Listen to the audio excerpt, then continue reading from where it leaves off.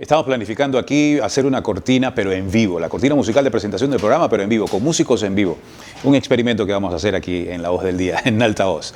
Bueno, pasamos a los temas que sí nos interesan, estos son los que no nos interesan. Un abrazo para todos, encantado de que nos acompañen y que nos siga acompañando en cada una de nuestras redes sociales, posteando y siguiendo los temas que compartimos con todos ustedes. Además de los reportajes que permanentemente estamos actualizando en nuestra red social Twitter, Instagram, X, YouTube y me falta una.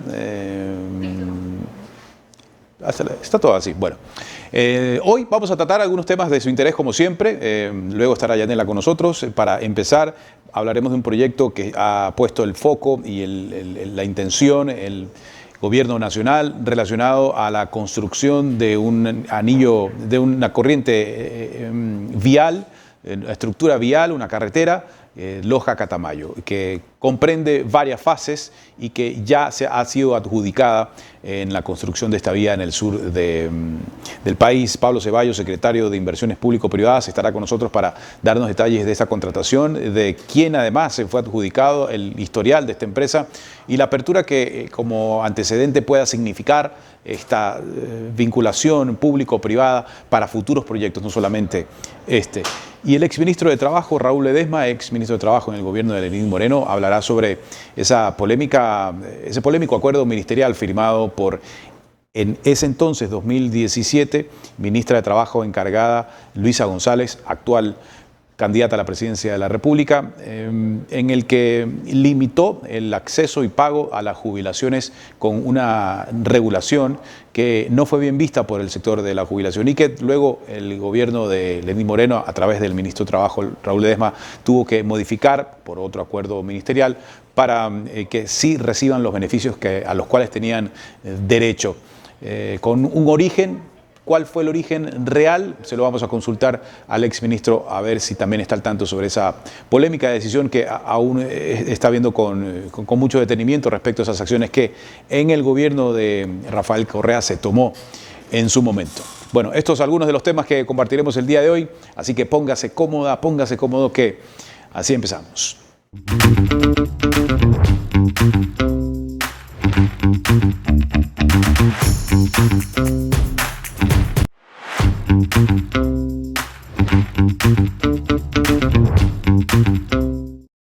Decíamos, estamos con Pablo Ceballos, secretario de Inversiones Público-Privadas. Bienvenido, Pablo, a La Voz del Día en Altavoz. ¿Nos escuchas bien?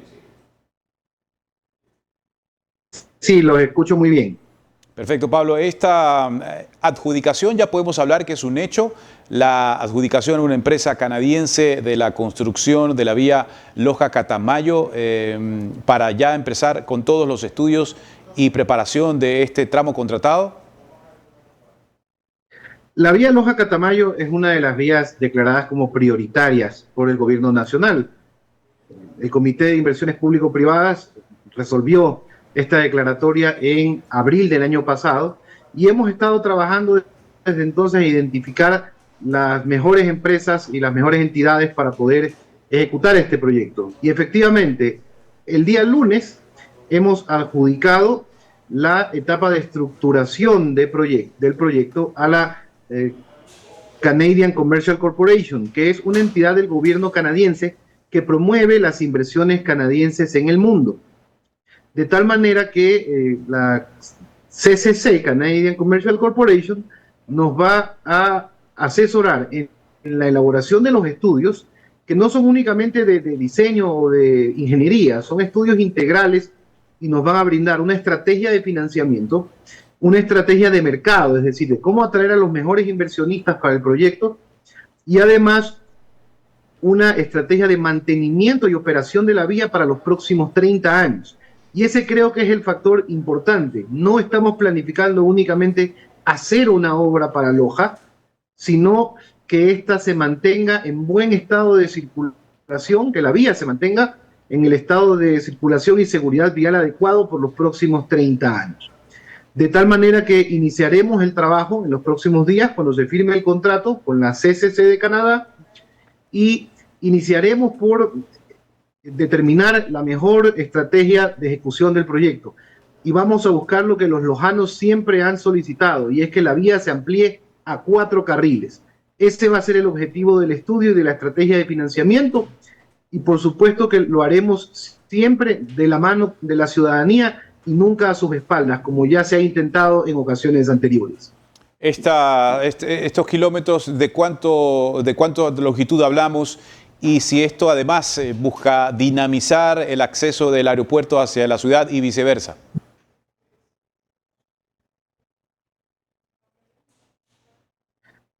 La vía Loja-Catamayo tiene una extensión de 36.5 kilómetros aproximadamente, pero es de suma importancia porque, como usted ya lo mencionó, en primer lugar la vía es la conexión de la ciudad de Loja con el aeropuerto que se encuentra en Catamayo y une ambas poblaciones.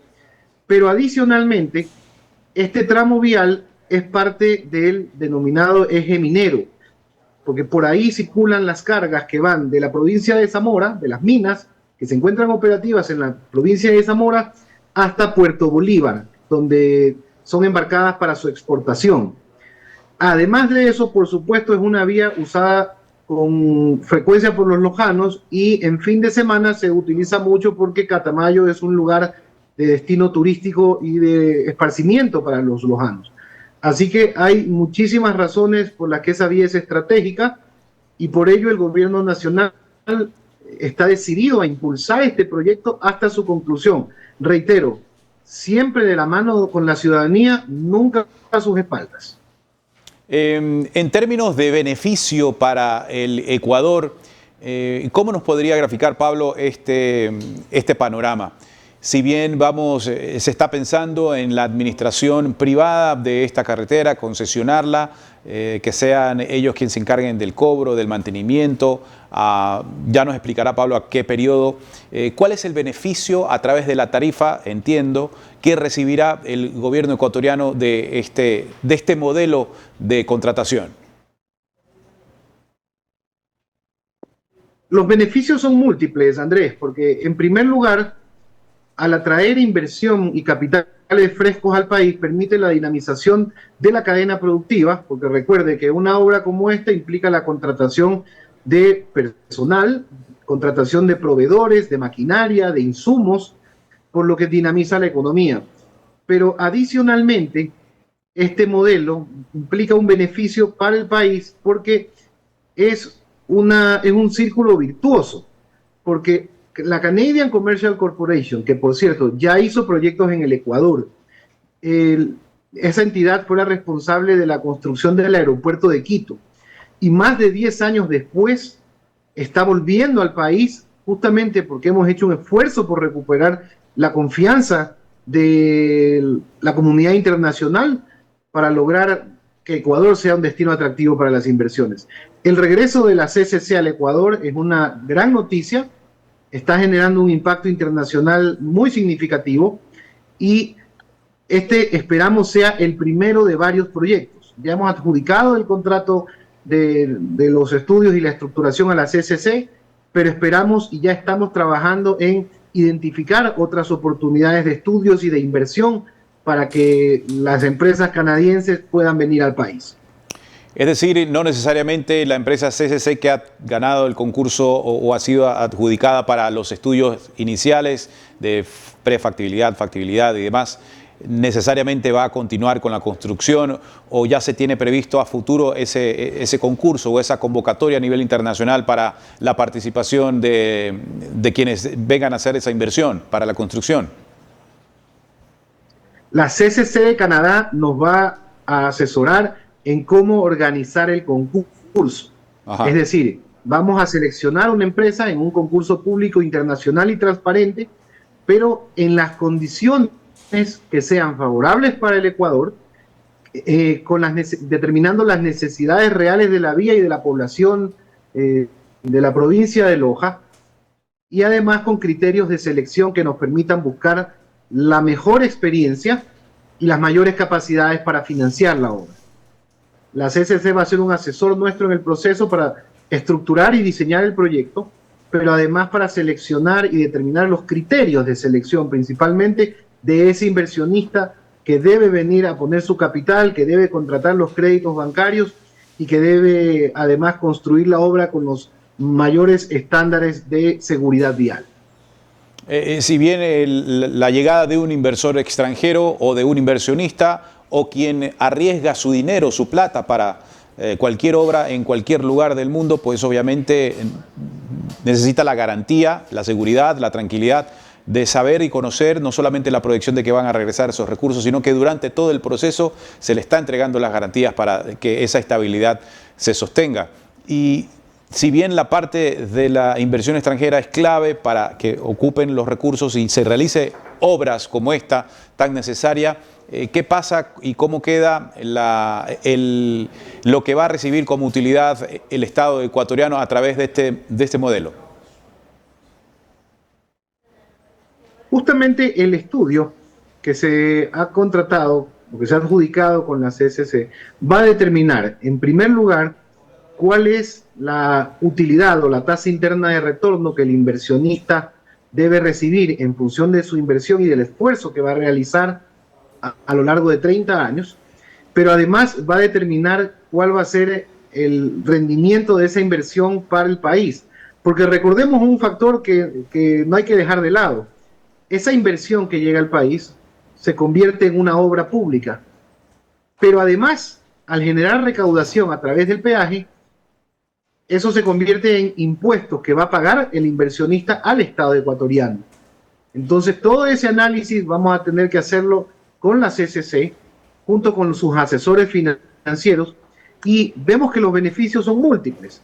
No solamente, como ya mencionamos, dinamización de la economía, crecimiento económico, generación de obra pública para atender las necesidades de los ecuatorianos, generación de empleo, sino además pago de impuestos. Entonces, genera múltiples beneficios y todas las partes reciben un porcentaje de ese beneficio. Los ciudadanos a través de servicios, la empresa a través de una utilidad razonable y el Estado a través de la provisión de bienes y servicios y del pago de impuestos. La mano de obra evidentemente será la ecuatoriana, salvo el nivel ejecutivo, si se quiere, respecto a la ejecución de la obra. En el Ecuador existe suficiente capacidad, tanto en ingeniería como en mano de obra, es decir, desde trabajos de obrero como de profesionales, como para requerir profesionales extranjeros. Creemos que la mano de obra y la experiencia, tanto a nivel técnico como a nivel ejecutivo, puede ser ecuatoriana. Esa es una decisión que le corresponde a la empresa, la empresa que gane el concurso, pero creemos que las condiciones del país permiten que exista mano de obra local, mano técnica y además, por supuesto, todo el expertise necesario para sacar adelante este importante proyecto.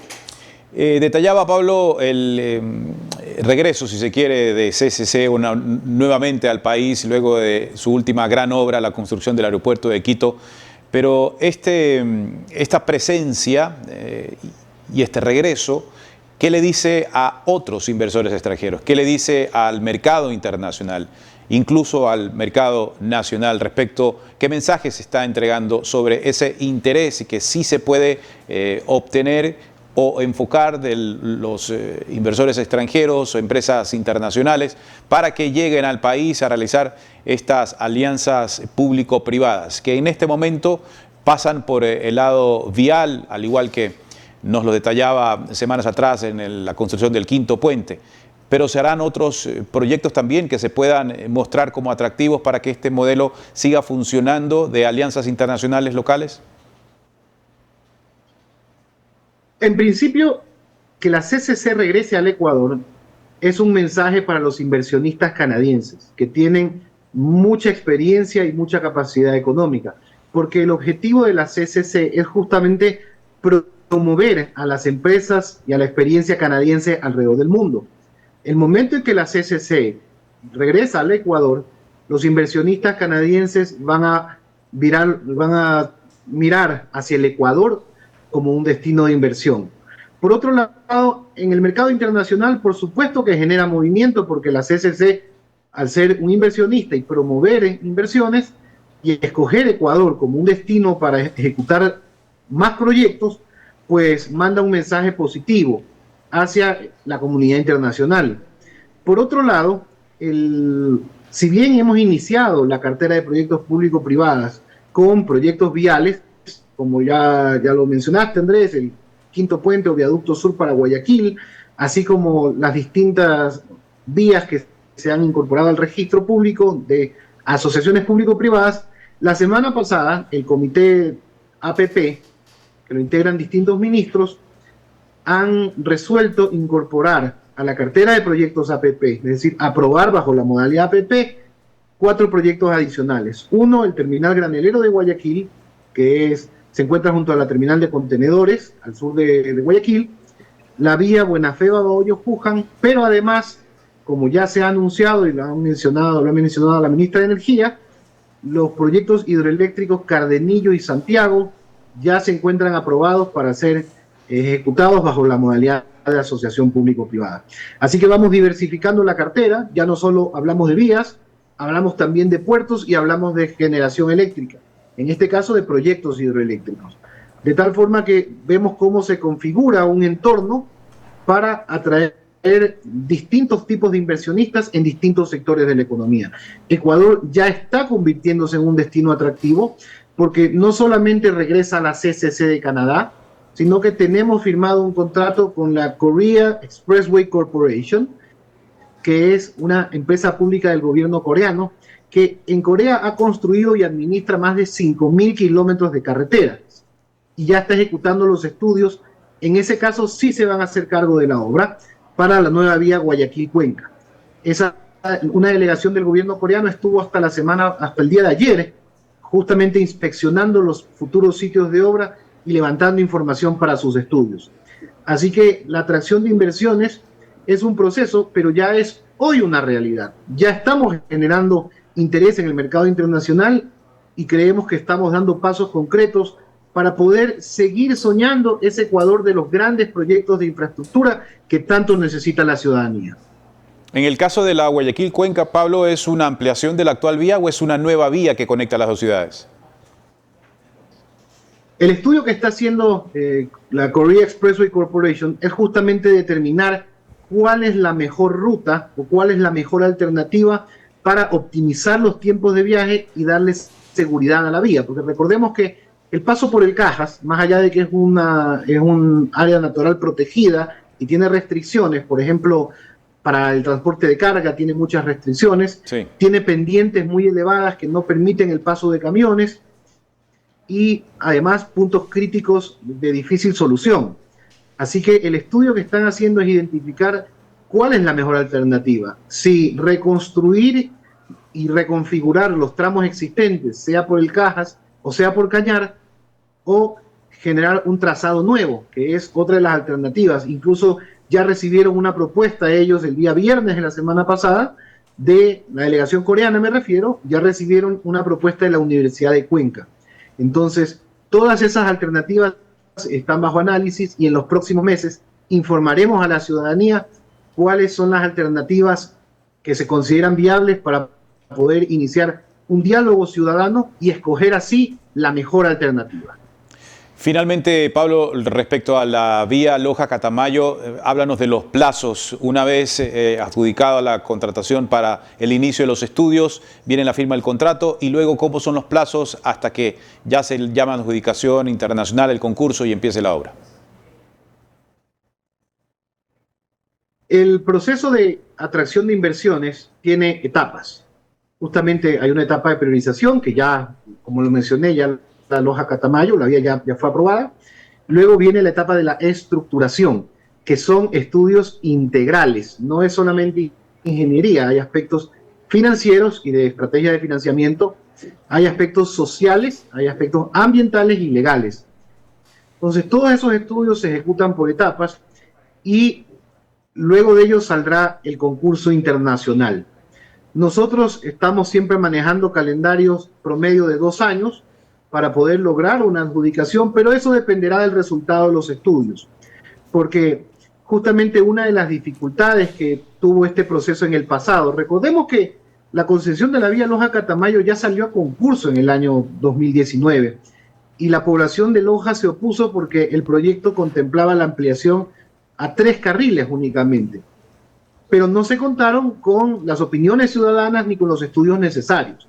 De ahí que el nuevo proyecto va a contemplar todos esos elementos y se tomará el tiempo necesario para estructurar un proyecto adecuado a las expectativas, adecuado a las necesidades de la población y, por supuesto, que sea viable para el mercado internacional, porque de nada nos sirve armar un proyecto a satisfacción del gobierno nacional si los inversionistas no están convencidos. Este es un proceso de persuasión, hay que convencer al mercado internacional de que invierta en Loja, pero ese es el objetivo del gobierno nacional. Y este es un primer proyecto.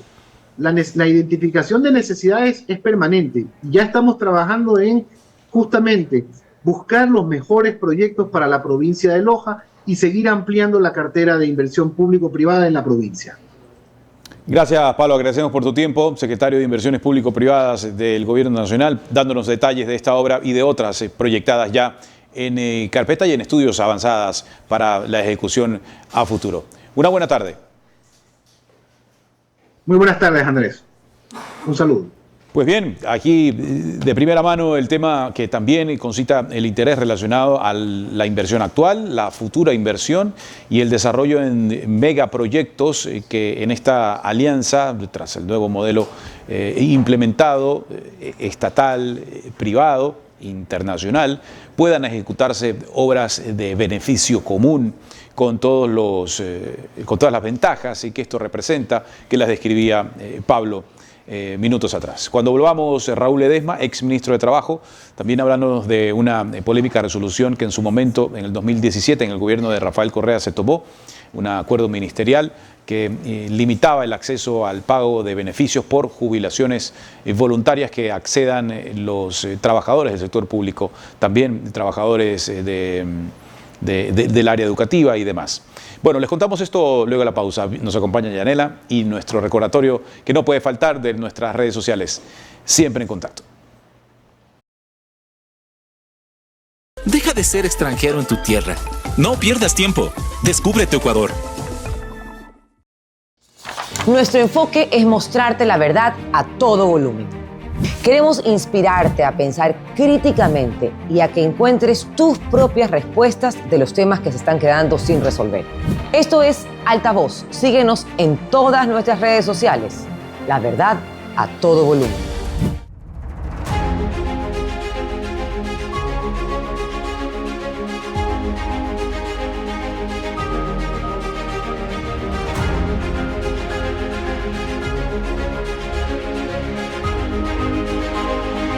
Descubre la verdad a todo volumen, con invitados expertos en los temas que te interesa conocer. Experiencias y perspectivas sin filtros. Hubieron jueces que por dinero son capaces de cualquier cosa.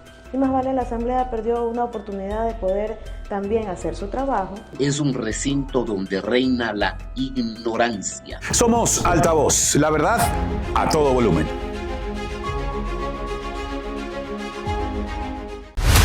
Nuestra misión no es solo contarles las noticias. Esa dictadura que tenían me dejaba a los 12 años. Eso lejos de ayudar, entorpece.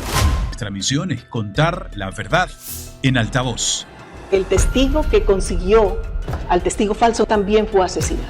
Los contratos dicen que no se pueden poner radares en curvas y pendientes. Entonces, ¿por qué los pusieron en curvas y pendientes? Pero hubo tanta insistencia por parte de Rafael Correa y acepté que sea Jorge Glass. Somos Altavoz. Síguenos en todas nuestras redes sociales para que estés informado de primera mano de todos los acontecimientos del país.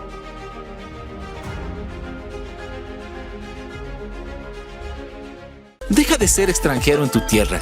No pierdas tiempo. Descubre tu Ecuador.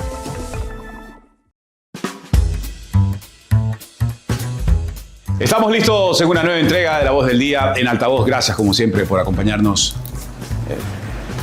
Pero no estaba en el... Sí, lo sé. Ajá. He venido para quedarme.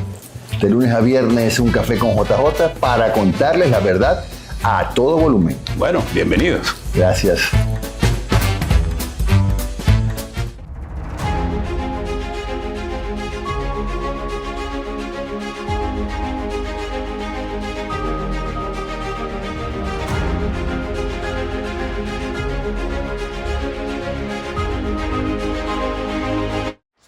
Nuestro enfoque es mostrarte la verdad a todo volumen. Queremos inspirarte a pensar críticamente y a que encuentres tus propias respuestas de los temas que se están quedando sin resolver. Esto es Altavoz. Síguenos en todas nuestras redes sociales. La verdad a todo volumen.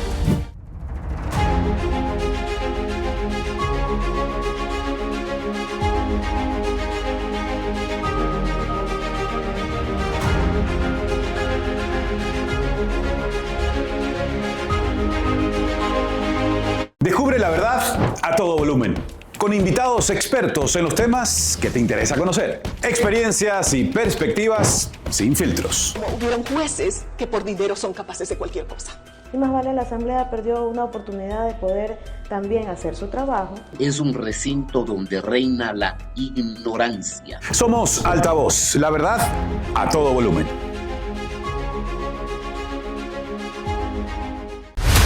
Nuestra misión no es solo contarles las noticias. Esa dictadura que tenían, no, me dejaban los 12 años. Eso lejos de ayudar, entorpece. Nuestra misión es contar la verdad en Altavoz. El testigo que consiguió al testigo falso también fue asesinado.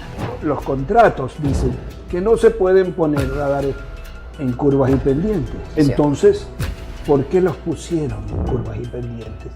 Pero hubo tanta insistencia por parte de Rafael Correa y acepté que sea Jorge Glass. Somos Altavoz. Síguenos en todas nuestras redes sociales para que estés informado de primera mano de todos los acontecimientos del país.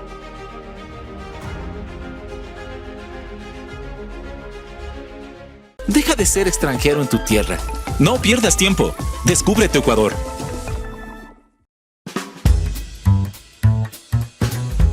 Estamos listos en una nueva entrega de La Voz del Día en Altavoz. Gracias, como siempre, por acompañarnos. Pero no estaba en el... Sí, lo sé. Ajá. He venido para quedarme. De lunes a viernes un café con JJ para contarles la verdad a todo volumen. Bueno, bienvenidos. Gracias.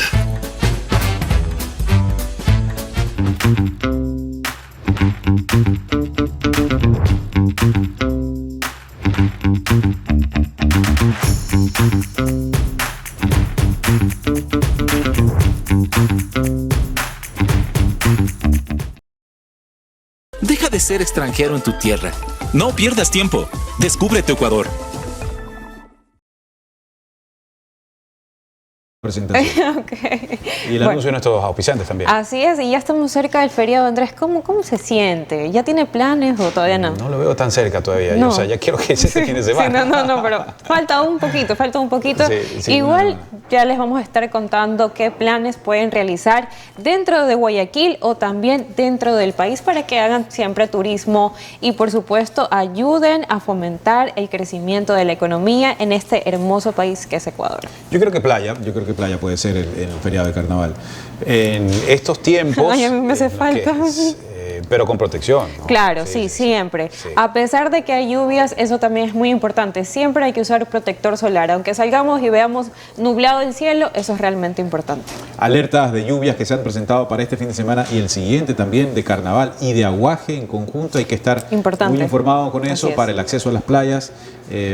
Además del Ministerio de Obras Públicas y otros organismos seccionales que estén entregando información a los conductores, la habilitación de las vías, derrumbes eventualmente que se pueda presentar, porque el ecuatoriano se moviliza y mucho durante el feriado de carnaval y los destinos están en todo el país y la movilización es masiva se requiere de esta atención y también movilización masiva de parte de los organismos de emergencia y socorro, además de las alertas tempranas que se emitan para el trabajo preventivo debido. Correcto, y también la ejecución del personal, el correcto trabajo también que tienen que intervenir el personal de tránsito para que también la circulación de los carros sea con completa normalidad y seguridad dentro del país. Pero bueno, Andrés, ¿qué te parece si ahora cambiamos un poquito de tema y nos vamos con la entrevista? Saludamos a Raúl Ledesma, exministro de Trabajo. Bienvenido, abogado, ¿cómo está? Una buena tarde, bienvenido a La Voz del Día nuevamente. Un saludo a todos ustedes y a través de ustedes a los miles de oyentes y televidentes que los sintonizan en este tan prestigioso programa. Muy buenas tardes. Muchas gracias por acompañarnos y entrar en contexto, abogado, respecto a una polémica decisión, un acuerdo ministerial, el 0094, que se firmó en el gobierno Rafael Correa. En su momento, la ministra de Trabajo encargada, actual candidata a la presidencia, Luisa González, que si bien entendemos, ponía límites, o más bien proponía que se jubilen voluntariamente, entre comillas, sin recibir beneficios, quienes estaban como trabajadores públicos. Y esto pues no fue bien visto en su momento, que tuvo que ser revertido tras otro acuerdo ministerial firmado por usted. Denos un contexto sobre este tema que generó el rechazo en su momento. Claro, primero señalar que el gobierno del presidente Moreno recibió una deuda de más de 1.200 millones de dólares pendientes de pago justamente por fondos de jubilación en todo el sector público, sobre todo, fundamentalmente eran maestros, pero habían de todos los ministerios, pero claro, la mayor cantidad pues eran maestros. Y era, como dije, una deuda que superaba los 1.200 millones de dólares en compensaciones atrasadas y no pagadas. Se hizo, y recordemos también que no se recibió la mesa servida como decían. Ahí habían, digamos, las patas estaban bastante rotas como para que esté servida la mesa y las necesidades fiscales muy apretadas. Es decir, no había mucho dinero tampoco. Con el Ministerio de Finanzas, a través de 2 ministros, porque pasaron 2 ministros durante el pago que se hizo a través del Ministerio de Trabajo, que lo que hacía era un poco verificar que cumplieran las condiciones, priorizar pagos a personas, por ejemplo, a personas que tenían ya discapacidad o que sufrían algún tipo de enfermedad catastrófica, y por supuesto se priorizaba el pago a estas personas. Y se pagó más o menos 626 millones de dólares a 12.000 jubilados. Escuché que el gobierno actual pues también ha hecho un pago importante, ha continuado pagando, porque en efecto en el gobierno del expresidente Lasso, que fue como un poco el hueco oscuro en el Ministerio de Trabajo, porque las cosas en el Ministerio de Trabajo no solo que no avanzaron ni se estancaron, sino que más bien retrocedieron sustancialmente. Y nosotros, en este acuerdo que usted señala, que en efecto derogó el acuerdo 094, se facilitó el pago, sobre todo a personas menores de 70 años que también tenían derecho a jubilación. Nosotros redujimos, de más de 11 pasos que habían que cumplir a solo 3, teniendo principalmente la condición de salud y de edad para generar esta posibilidad de pago. Así que sí, se pagaron más de 600 millones de dólares, quedaron pendientes, hasta que yo estuve, quedó casi garantizado, dependía de desembolsos del Ministerio de Finanzas, 100 millones más al menos, con un beneficio de 1.800 y más jubilados, que era más o menos el 60% del total de las solicitudes de jubilación que en ese momento habían presentadas. Entonces, en efecto, el presidente Moreno cumplió, porque esto, desde época de campaña, recuerdo, él tenía la promesa de preocuparse y más aún, el haber él sufrir, entre comillas, porque es una persona optimista que vive la vida siempre viendo hacia adelante, la condición de discapacidad que él también sufre, que él también tiene, ¿no? Entonces, entiende perfectamente que este dinero era absolutamente necesario para todos los jubilados que habían trabajado años para el sector público, pues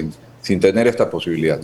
Así que he visto con agradable sorpresa que el gobierno actual ha retomado estos pagos y ha pagado me parece que más de 300 millones según palabras de la ministra. Esto es absolutamente positivo.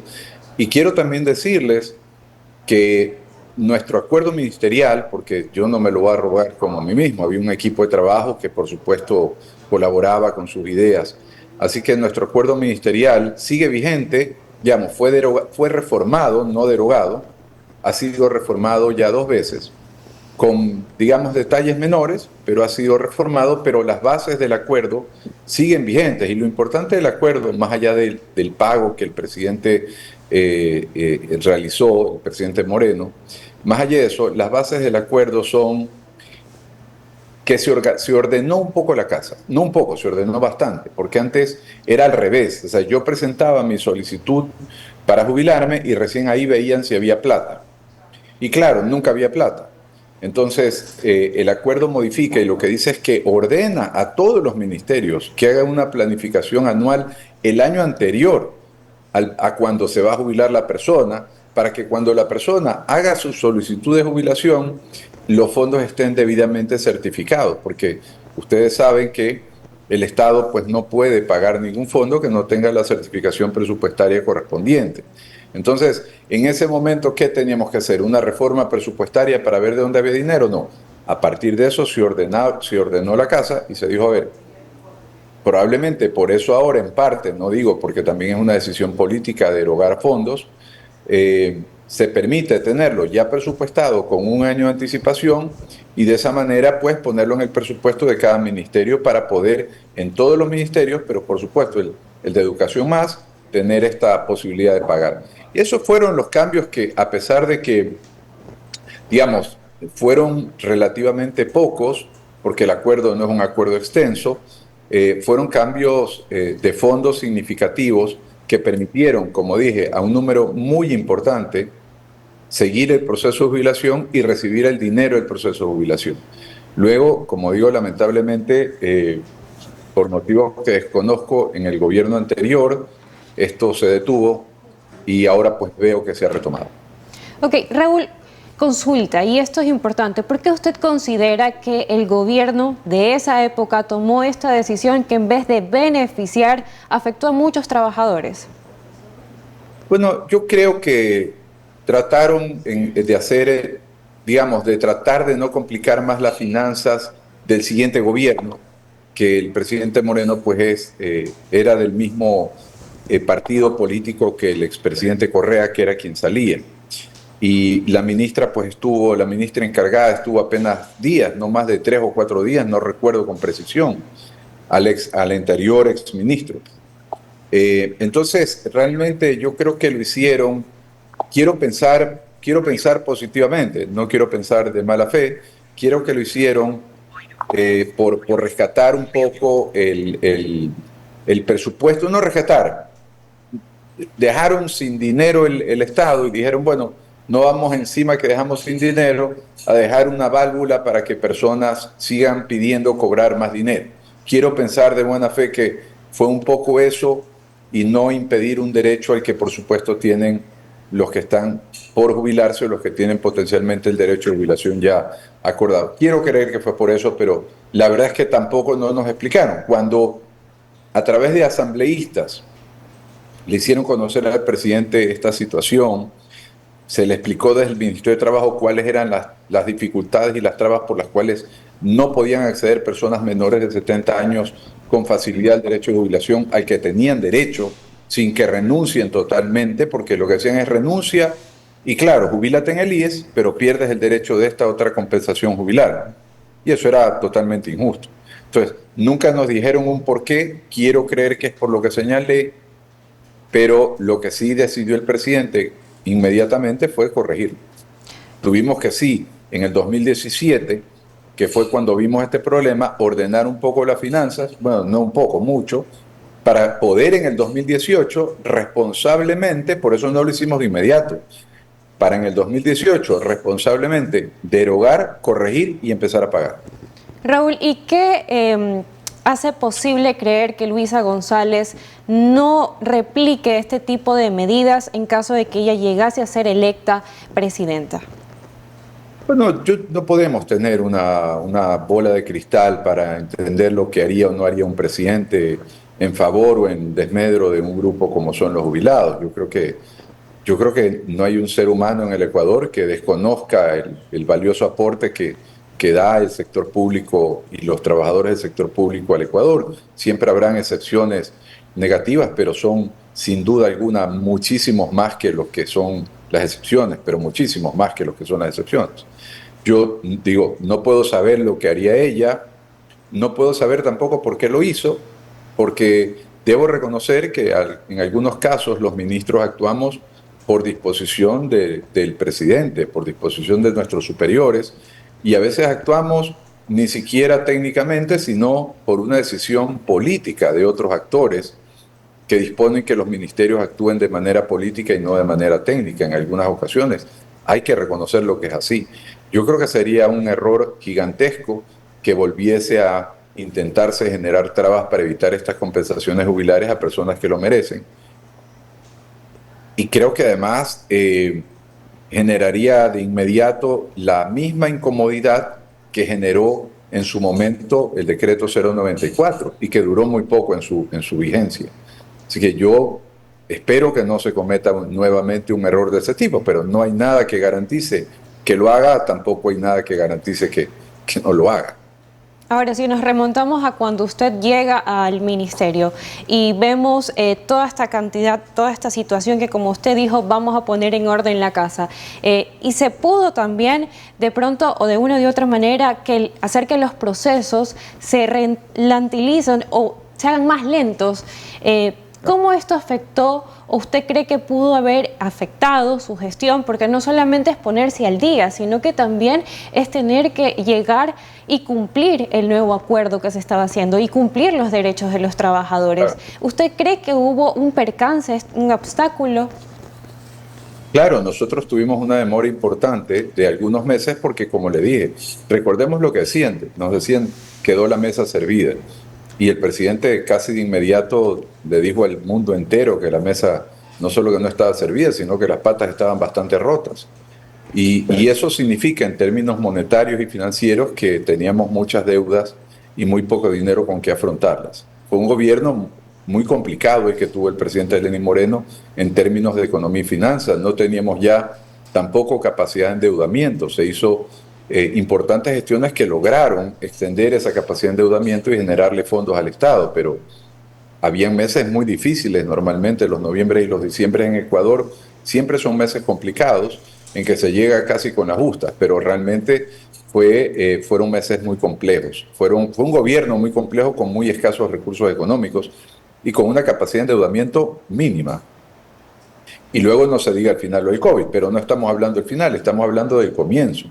Recibimos así las finanzas y en el 2017, como dije, no podíamos actuar irresponsablemente porque, como usted bien señala, no solamente que había que conseguir los fondos, para conseguir los fondos había que ponerlos en el presupuesto en el año 2017 para que en el 2018 se reflejaran esos valores y los distintos ministerios pudieran hacer los pagos correspondientes con las calificaciones del Ministerio de Trabajo y la entrega del Ministerio de Finanzas.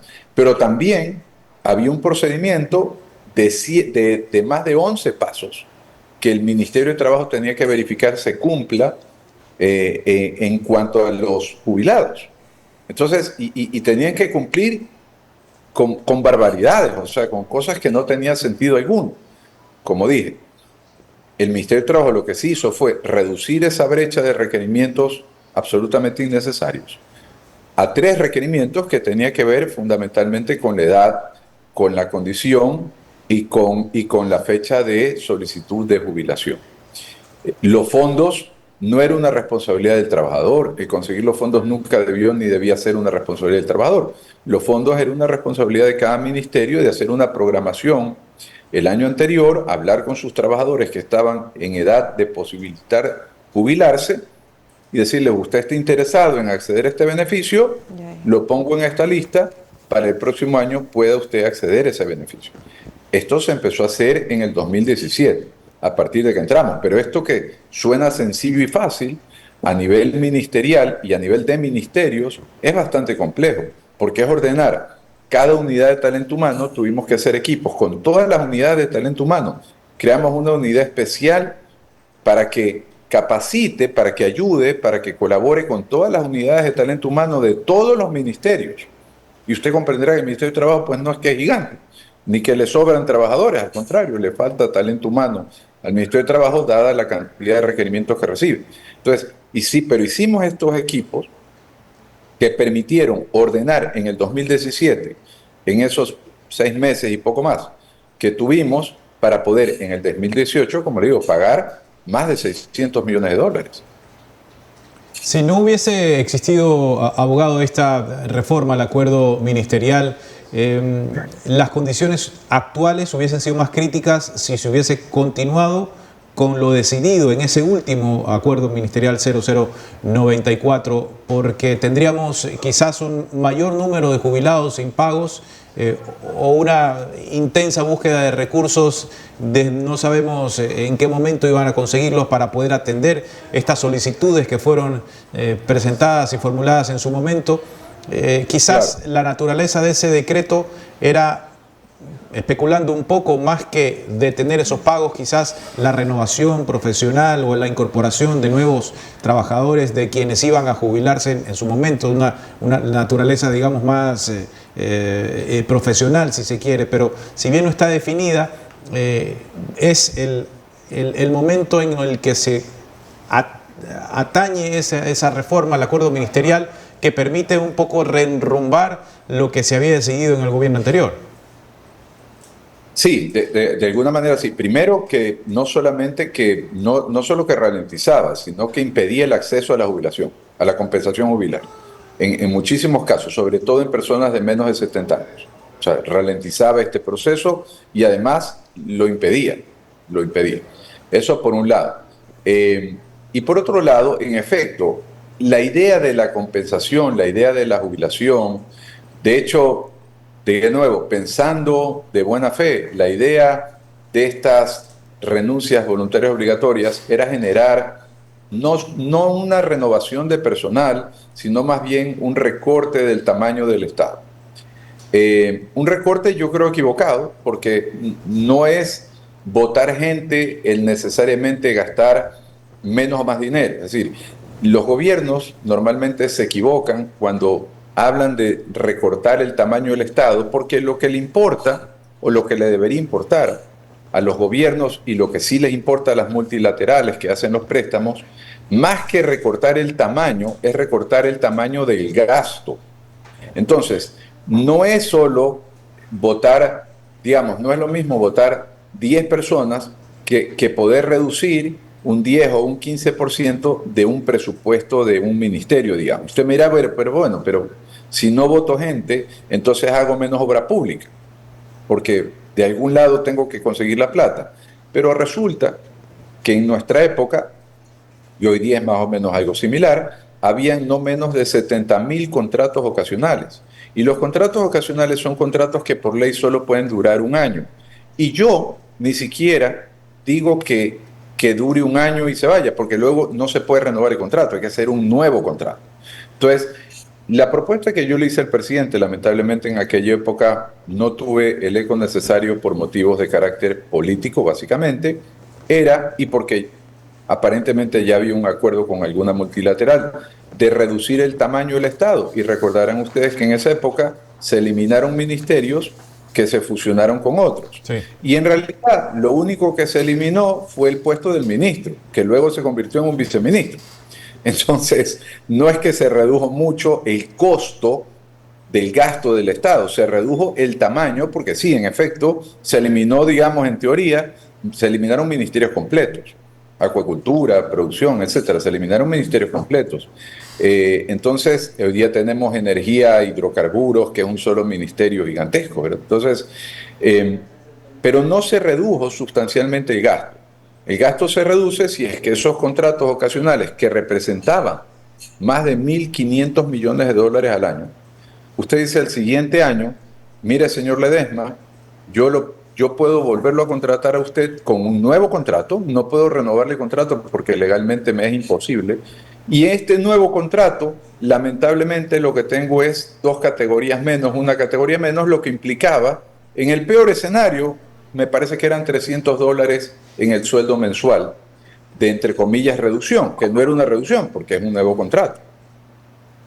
Pero al país, sin votar absolutamente a un trabajador, sin votar a nadie, sin dejar sin trabajo a nadie y sin sustento a ninguna familia, le significaba 550 millones de ahorro al año. Solo bajando una categoría, los contratos ocasionales, sin votar absolutamente a nadie. Yo creo que a los gobiernos en general, ni uno ni otro, y al que viene, porque veo que hablan mucho de la empleabilidad, de generar trabajo, el trabajo, de nuevo, se genera con el capital, con la capacidad de préstamo que la banca pública genere. Recordemos que los ecuatorianos no tenemos suficientes garantías para acceder a un préstamo, y esos préstamos de $3.000 poco nada hacen en la empleabilidad, porque un préstamo de $3.000 es para un microemprendedor que ponga su propio negocio y él no es su empleado, él es el dueño del negocio. Entonces no genera empleabilidad esas cosas de $3.000, $4.000. Empleabilidad generan emprendimientos un poco más grandes. Y para eso ya se requiere tener otro tipo de garantías que no las tenemos la mayoría de los ecuatorianos.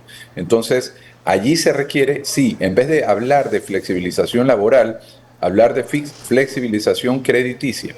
Y hacia allá deberían de estar viendo, por supuesto, los gobiernos. Y en el caso de los jubilados, que reciben un valor, digamos que bastante importante para sus economías, pudieran recibir también una inducción, una capacitación gratuita, por supuesto, por parte del MIES o por parte del Ministerio de Trabajo o por parte del Ministerio de Producción, para que ese dinero no vaya a gastarse, digamos, en cosas que, a pesar que las merecen, no le generan un sustento por el resto de vida que tienen y quizás dejarle algo a sus hijos o a sus nietos.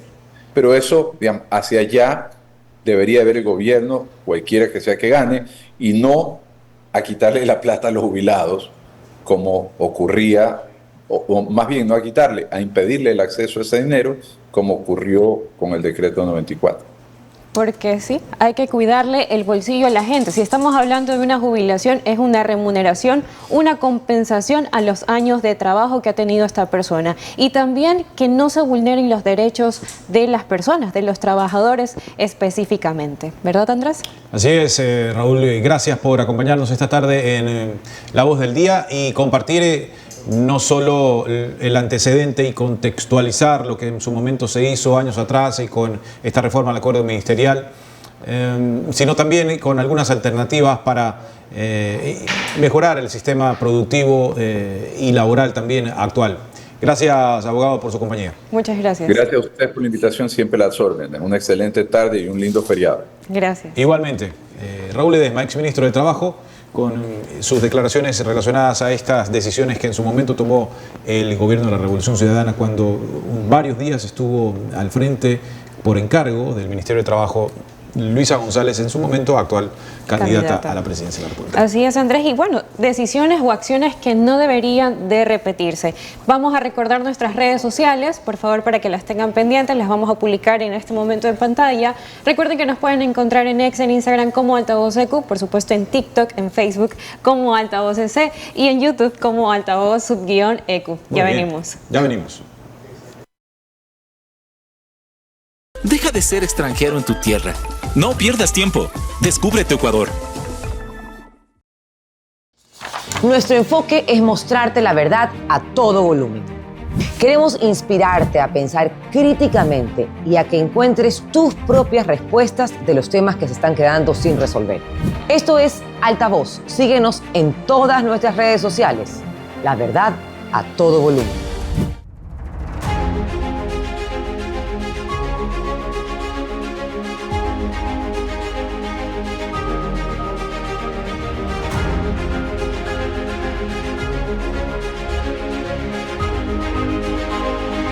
Descubre la verdad a todo volumen, con invitados expertos en los temas que te interesa conocer. Experiencias y perspectivas sin filtros. Hubieron jueces que por dinero son capaces de cualquier cosa.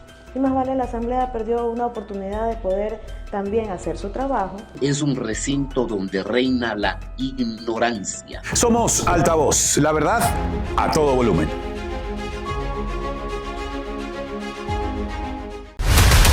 Nuestra misión no es solo contarles las noticias. Esa dictadura que tenían me dejaban los 12 años. Eso lejos de ayudar, entorpece. Nuestra misión es contar la verdad en altavoz. El testigo que consiguió al testigo falso también fue asesinado. Los contratos dicen que no se pueden poner radares en curvas y pendientes. Entonces, ¿por qué los pusieron en curvas y pendientes? Pero hubo tanta insistencia por parte de Rafael Correa y acepté. Y acepté que sea Jorge Glass. Somos Altavoz. Síguenos en todas nuestras redes sociales para que estés informado de primera mano de todos los acontecimientos del país.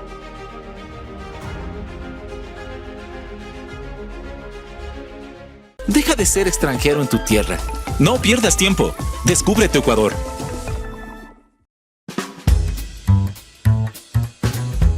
Estamos listos en una nueva entrega de La Voz del Día en Altavoz. Gracias, como siempre, por acompañarnos. Pero no estaba en el... Sí, lo sé. Ajá. He venido para quedarme. De lunes a viernes un café con JJ para contarles la verdad a todo volumen. Bueno, bienvenidos. Gracias.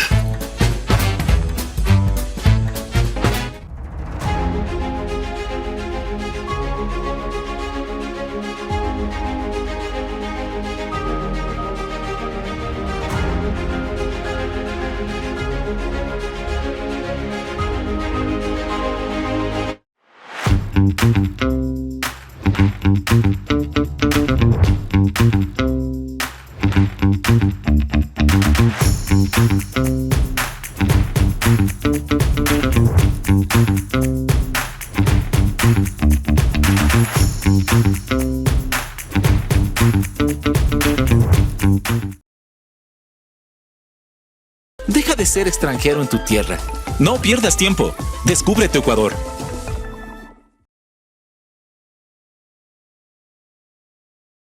Con resultados de las tareas de control operativos que se realizaron esta madrugada y en las que estuvieron encabezadas por el ministro del Interior. Así es, y definitivamente la policía y las Fuerzas Armadas están trabajando arduamente y les contamos que armas de fuego fueron decomisadas, además de alcaloides, y 19 personas detenidas. Son los resultados del operativo Apolo 7 en el noroeste de la ciudad de Guayaquil. Veamos más detalles gracias al reportaje de Julio César Saona.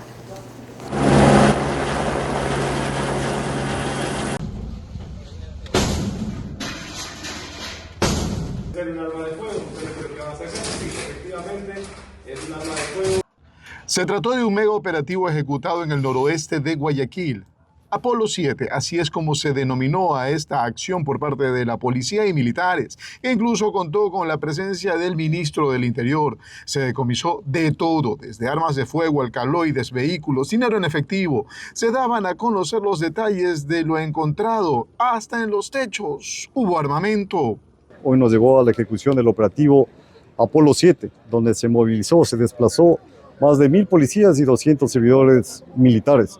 Como resultado de este operativo, se tiene 19 personas que han sido puestos a órdenes de las autoridades competentes. De hecho, van a ser puestos a órdenes, 7 de los cuales ya tienen antecedentes personales. Pero las acciones no terminan ahí, pues ya tienen estudiados otros puntos en donde aplicarán operativos similares en la zona 8, que aún esto no termina, acotaban. Lastimosamente, nosotros entendemos que el principal facilitador para los homicidios intencionales son las armas de fuego. Y tenemos otra vez que han sido detenidos por la misma causa. Tenemos 18 armas de fuego que han sido recuperadas y retiradas de estos grupos criminales, sustancias sujetas a fiscalización, celulares, santuarios de la narcocultura, aparte de esta Santa Muerte. También se han recuperado 14 motocicletas que han sido reportadas como robadas, 3 vehículos reportados como robados. Este operativo es uno de los ya realizados en otros puntos de la urbe, como en la Marta de Roldós, en Pascuales y en el Cantón Durán. Interesante aporte que sin duda alguna la Policía Nacional, las Fuerzas Armadas están realizando para de una u otra manera controlar la situación actual que se vive en el país. Recordemos que este operativo fue llevado a cabo exactamente desde las 4 de la mañana en el sector norte de Guayaquil. Además, también en redes sociales se viralizaron algunos videos donde salía que las mismas autoridades quemaban 3 casas en donde que eran utilizadas para resguardar a personas que eran víctimas de secuestro. Sí. Así es. Exactamente, destrucción de las evidencias o de los sitios que serían de guaridas de ellos y además de que servía de cautiverio, ¿no? Para este cautiverio, así es, de varias familias que han pasado por ahí, por ese momento dramático, y en otras zonas de Guayaquil, como lo hemos observado, esta destrucción, como debe ocurrir. Además de la incautación del poderoso armamento, como lo vieron, lo reseñaba Julio César, recuperado, y los detenidos, algunos de ellos con antecedentes penales. Veremos cuál es la decisión de los jueces en torno a estos detenidos que, con las evidencias en mano, fueron aprehendidos. Y que paguen lo que tengan que pagar, casi 20 personas que fueron aprehendidas. En todo caso, recuerden nuestras redes sociales, ahí los vamos a mantener informados minuto a minuto. Nos pueden encontrar, se les repito, en X, en Instagram como Altavoz EQ, por supuesto en TikTok, en Facebook como Altavoz EC y también en YouTube como Altavoz _EQ. Me lo aprendí. Muy bien. Nos vemos. Hasta la próxima.